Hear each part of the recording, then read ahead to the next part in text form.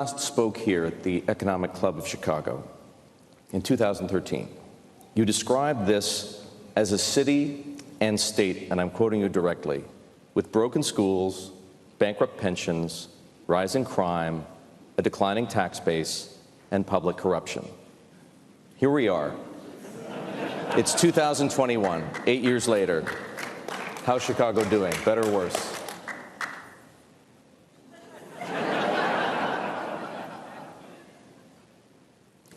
No, I can't believe I actually gave that quote, because the bottom line is it's even worse. It's even worse.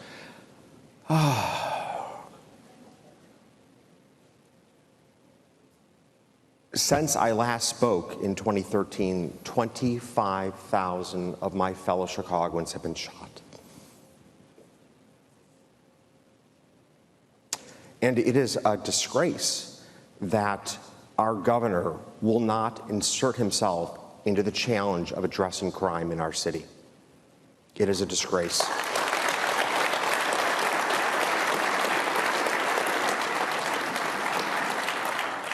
I was on a call with him back in the height of the civil unrest and arguing with him to declare a state of emergency to deploy the National Guard.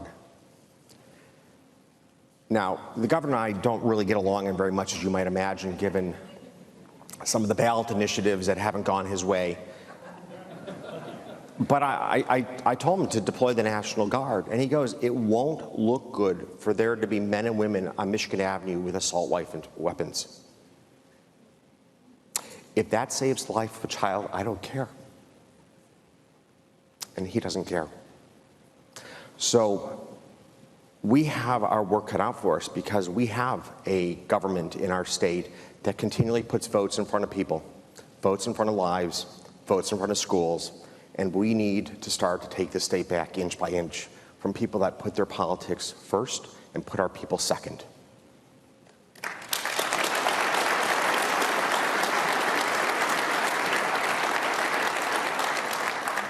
And I definitely will not be getting a fruit basket this year. Of course, we're here not just to talk about problems, Ken. We're here to talk about solutions. Give me 3 suggestions, the 3 most critical steps that the elected leadership in this city and this state, Mayor Lightfoot and Governor Pritzker, should take to reverse Chicago's slide. We have known what to do since I spoke in 2013. We've known what to do since the start of this century. That's what makes this so frustrating. We need to reform our pensions to make the state fiscally sustainable. I do not see why new state employees are not put into Social Security like the rest of us. And to the extent that we want to augment their pensions, we have a defined contribution plan like the rest of us in this room have. That gets our spending under control in the long run. Number 2, and this is a far more recent problem, we need to support our colleagues in public safety, our police force. We need them.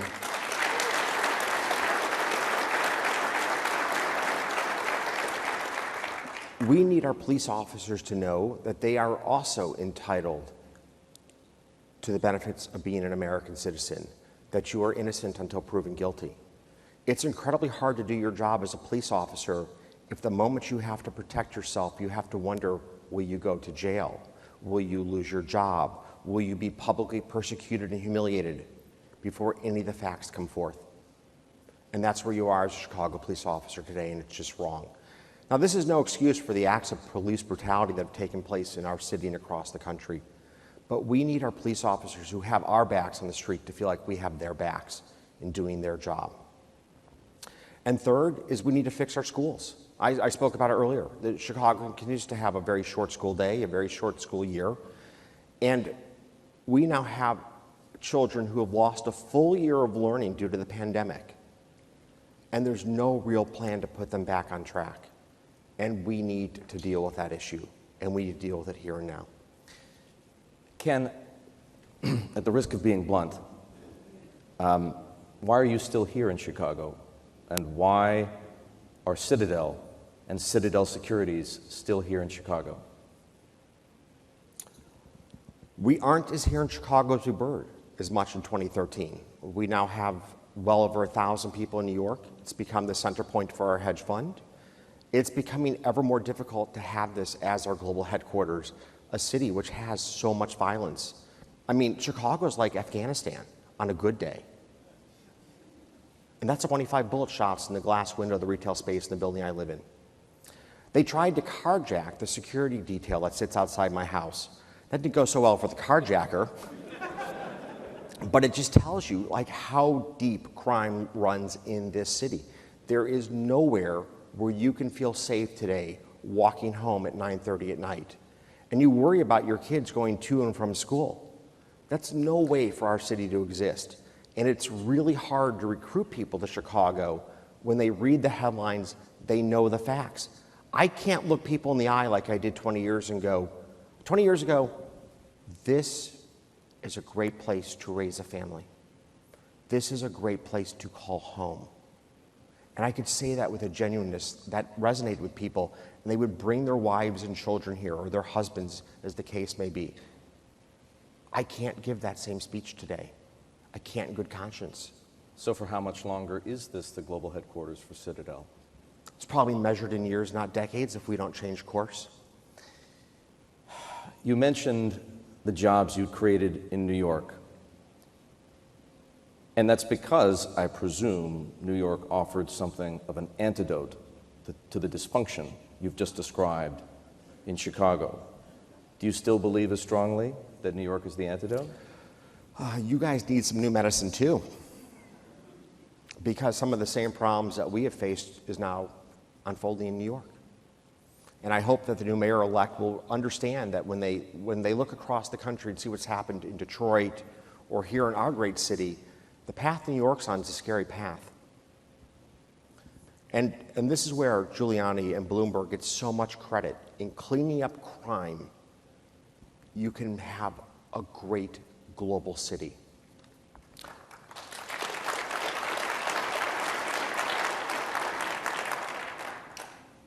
This may be the same question asked two ways. Where are business conditions in this country best?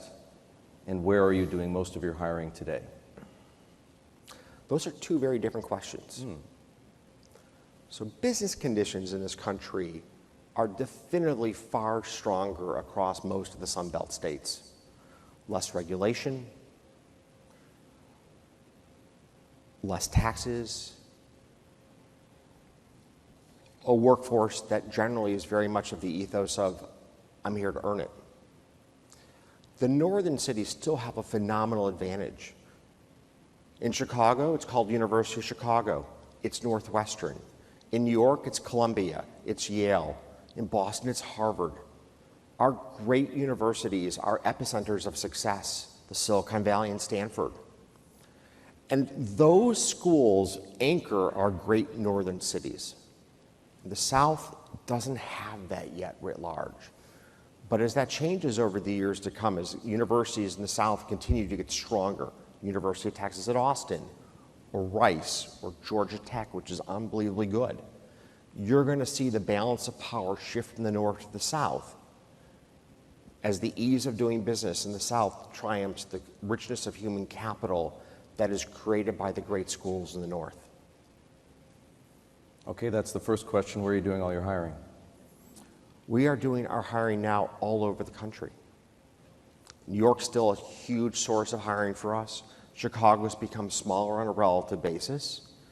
And then we are about to sign an office space in Miami. And that will be for quite a bit of square footage, and we are going to have a lot of people living there. Earlier today, you said it breaks your heart to be so personally and financially engaged in politics, that you wouldn't do it if you didn't have to, in other words. What is your personal philosophy on political engagement? When will you spend your money and why to fight political battles? And is there a limit to the distance you'll go? We went pretty far in the fair tax bill, if I may say so. For those who... I should explain, for those who don't know, both Governor Pritzker and Ken here spent in excess, if I'm not mistaken, of $50 million of their own money fighting a bill over a graduated tax rate, and the proposal was defeated, which is to say you and your allies in that respect were victorious. We resoundingly defeated the governor, and we did for one simple reason. And resounding is the right choice of words, too. He's not coming for just the rich, he's coming for everybody. The graduated tax bill in Illinois was just another mechanism to take more money from the hands of hardworking Illinois families and put it into the corrupt coffers of Springfield. And I know every person in this room would sign up for higher taxes if it meant reform of our pension plans and an end to corruption. I know every person in this room would agree with that. And we have seen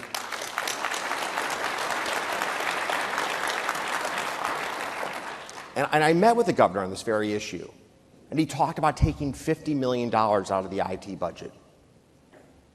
$50 million in a state that has a $240 billion problem. He lives in a different reality. I mean, if you look at this state, Exelon just got a $700 million bailout for its nuclear fleet, having admitted it was engaged in corruption just a few months ago. There is no ends to the amount of corruption that takes place in Illinois, and it loses the credibility of Springfield and of the House of the governor.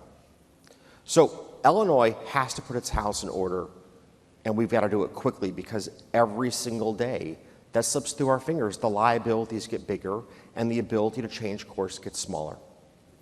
And I really hope, and this is what kills me, J.B. Pritzker, Governor Pritzker, understands the math. He understands the issues. I can't believe he won't actually use the stunning amount of political capital he had to fix the problem. The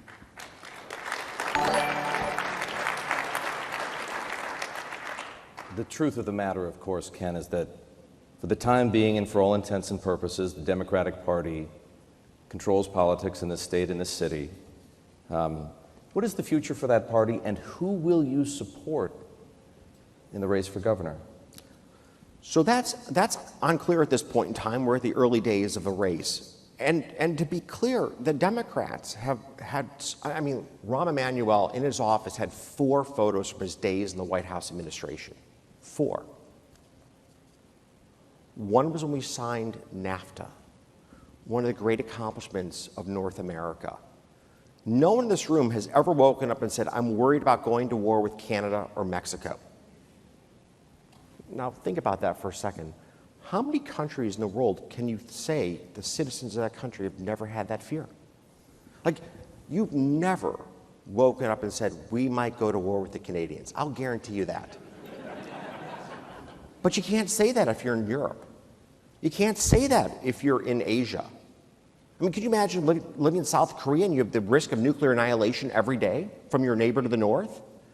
So in Rahm Emanuel's office, NAFTA, welfare reform. Ready for the next one? This next one's breathtaking. A balanced budget at the federal level. We've had great leadership from the Democratic Party over the years on important issues. It's not just one party can do this and the other can't.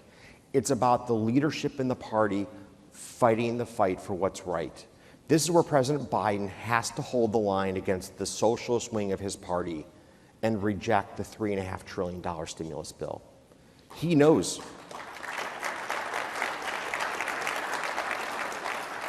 He knows that's the right thing to do.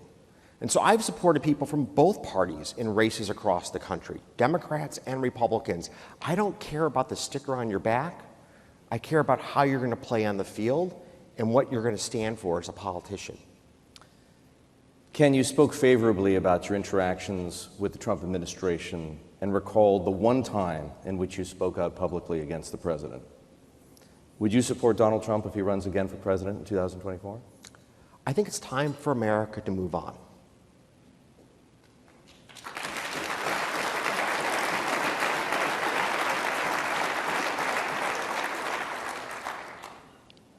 The 4 years under President Trump were so pointlessly divisive, it was not constructive for our country. And I never actually financially supported the president. He called my office, or not he, but one of his fundraisers did, one of his very senior fundraisers who I knew. And I opened with, I grew up in South Florida. And I found it incredibly offensive as attacks on the Hispanic community. Because in South Florida, when you grow up there, those are the people that build your houses, they serve your food at restaurants, and they were my teammates on the soccer field. And I was so appalled by his willingness to play identity politics that I was never willing to support him. Now, his economic policies, by and large, were pretty damn good for America. But his willingness to attack people on the basis